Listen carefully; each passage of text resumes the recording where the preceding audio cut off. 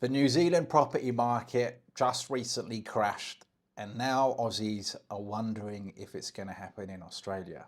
And the reason why I'm making this video today is because I've actually had a few Australians reach out to me and ask me what is my opinion on the Australian property market. Do I think it's going to crash? Is it going to be stable? What do I expect to happen over the next 12 to 16 months? But before I reveal to you what my opinion is, I want to make it very clear that I am not a real estate agent. I'm not a financial advisor. I'm not a lawyer. This is pure speculation. It's based on my own opinion, my own predictions. So at the risk of losing viewers for that reason, let's jump straight in. Now guys, if you're new here, my name is Jordan. This channel is all about achieving freedom, whether that's time freedom, location freedom, financial freedom, whatever it is. One of the best ways for you to achieve freedom is by creating an online income stream, which allows you to move wherever you need to go in order to find the best opportunities and then put money into assets in emerging markets that have a low entry point and a high ceiling.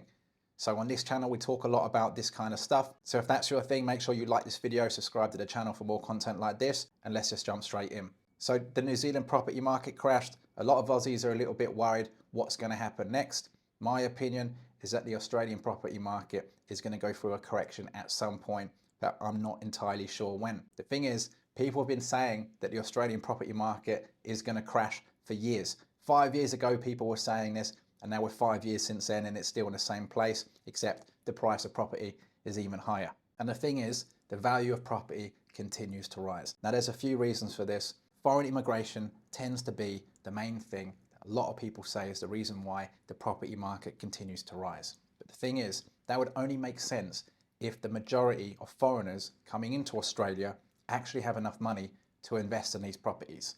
And the fact is, since the average value of a house in places like Sydney is $1.3 million, and in other parts of the country, you're looking at 7 to 800K, the majority of foreigners coming into Australia simply cannot afford that.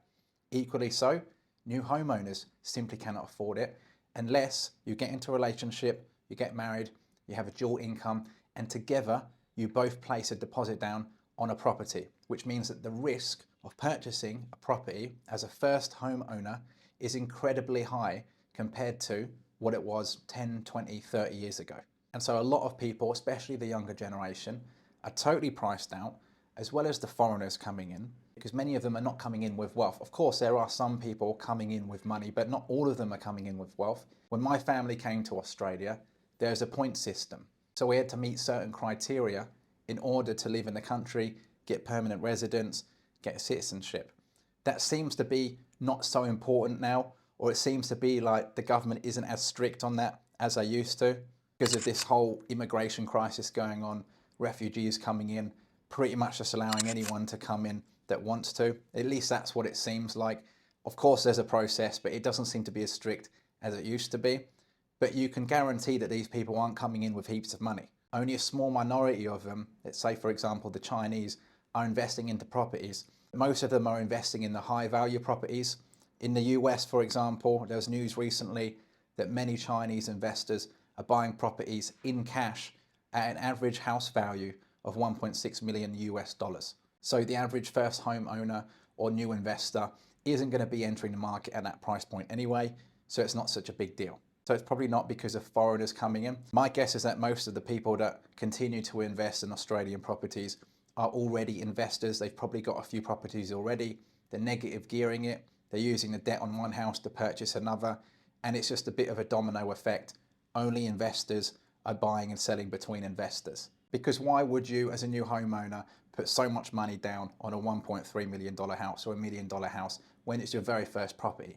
The risk is just too much. The likelihood of that property increasing in value is much smaller, or at least it seems much smaller, than if you were to enter the market and buy a $400,000 or $500,000 property. You'd expect that property to rise in value over 5 or 6 years and maybe hit a mil. If you're already buying a pretty normal looking property, because let's be honest, the values of these properties, they don't make sense based on what they look like. If you're already entering the market at a high price point, at what point exactly are you expecting it to get to? It's not going to keep increasing in value forever. Now, some people think it will. Some people think the value of the property market will continue to increase forever. It's a sure bet. Nothing can ever happen. But history says that this isn't necessarily the case. You know, my dad went bankrupt in 1990, the year I was born, when the property market in the UK completely collapsed. Luckily for him, he's a smart guy, he built back his wealth, but not everyone was able to do that. And that could apply in Australia. Just look at New Zealand. You know, the housing market there just recently collapsed. House prices have dropped about 25% from memory. They're still pretty high on average. You're looking at about 700, 750k. But that means if they've dropped about 25%, the average value of a property in New Zealand was roughly $1 million. The average person simply can't get into the market at that price point. Now, do I think this is actually going to happen in Australia? Probably not, because I believe the banks and the government have too much riding on the Australian property market. If it were to collapse, and that's if the government and the banks working together allow the property market to collapse, it would ruin a lot of people's lives, of course, but it would have a major effect on the government itself. Most of the politicians that you're voting for have a lot of their wealth in property. So you can be pretty sure that they're not going to let anything happen. If they need to, they'll do something to ensure the market doesn't crash.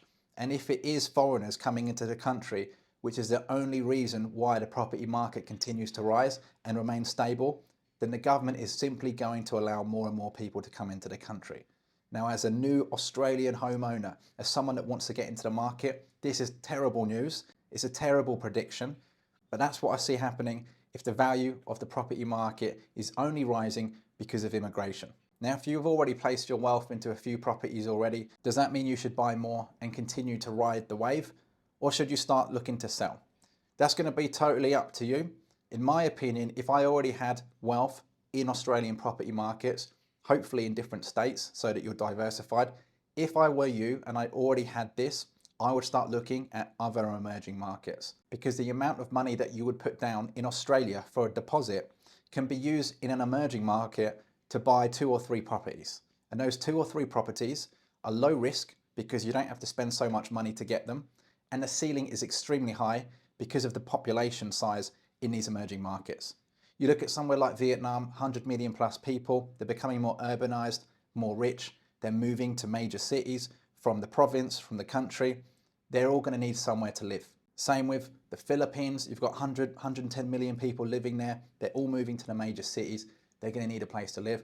And you can look at this from a much bigger perspective. Most of Southeast Asia has this happening right now in multiple countries. Cambodia, Indonesia, huge populations of people that are only increasing their living standards. The same applies in Latin America. You've got Brazil, Colombia, Mexico. These are at least the main markets that I've been looking at, where you can buy a property for a decent amount of money, nothing extravagant, but definitely affordable for the average Australian. Because let's face it, you earn pretty good money in Australia, but even with that salary, it's still difficult to enter the market. Now, some people are just putting their money into crypto and not even bothering with the real estate market, and that's totally up to you. But if you were going to invest your money into real estate, in my opinion, it's much more risk entering at a high price point, because you're hoping the value of that property is going to go up. And if it goes up, cool. But the worst thing ever is when you enter at a high price point and suddenly things change and now you owe the bank hundreds of thousands of dollars. But not only that, you're entering at a high price point, all your money gets tied up into this high value asset, and you're hoping that the value of that property is going to increase, but it's not going to increase overnight. It's going to take 8 years on average for you to get your money back and then some. Whereas if you invest that deposit into a property in an emerging market, let's say Brazil, for example, after doing your own due diligence, the value of that property is much more likely to increase over a shorter time span than if you were to purchase a property in Australia. And the thing is, this is happening all across the country. The salaries that people are getting paid, while they're high relative to the rest of the world, doesn't make sense when it comes to purchasing property. Even in Darwin, you need an average salary of $100,000 a year just to get into the market. Of course, everybody needs a home to live in. I'd always recommend that you just simply rent. But if you want a home that's yours, you want to buy something, you have absolutely no choice. You have to either invest a heap of your money into an asset that may or may not go up in value, just so that you can live in a home, or you have to pay rent forever, hoping that no one kicks you out. And if you can't do it on your own, you have to partner up with someone, potentially get married, and then it opens a whole can of worms, because the pressure of buying Australian property can cause friction in your own relationship. And one of the worst things ever is when you get divorced, you have to split that property in half, and most of the time you just want to be done with the relationship, so you sell it for less money than what you bought it for, or for less money than what you were hoping to get. These are the problems that young Australians are experiencing in the property market right now. And unless there is a major market correction, I don't see any other option other than to put your money into an emerging market. Southeast Asia is so close to Australia, it makes the most sense. Or maybe you've got roots in Eastern Europe, Turkey, the Middle East, North Africa, Latin America. Look for a market that resonates with you, somewhere that you would actually enjoy spending your time, and do your due diligence to see if it's worth the investment. The thing is, most people only ever invest where they are from, the country that they grew up in, usually their neighborhood or the city that they know well. Most people don't diversify out of that one place. And that, of course, is risky in itself because you're not diversified. If something happens in the city, maybe the mining industry collapses in Perth, for example, oil and gas collapses, all of a sudden the value of property goes down, all of your wealth just obliterated overnight. Now, I'm not saying this is going to happen. I don't think the Australian property market's going to crash. New Zealand is a smaller country, there's less people, it's just a bit different to Australia, but you should always be prepared for what could potentially happen because it's not impossible. Like I said at the beginning, it's happened in the past in other countries. To think it wouldn't happen in Australia is just madness. You should always be prepared for the unthinkable. Now guys, if you're interested in emerging market properties, check out the link in the description below this video. I've got a free community where we talk about this stuff, as well as creating online income streams so that you can be location free. If you enjoyed this video, give it a like, subscribe to the channel for more content like this, and I'll see you in the next one.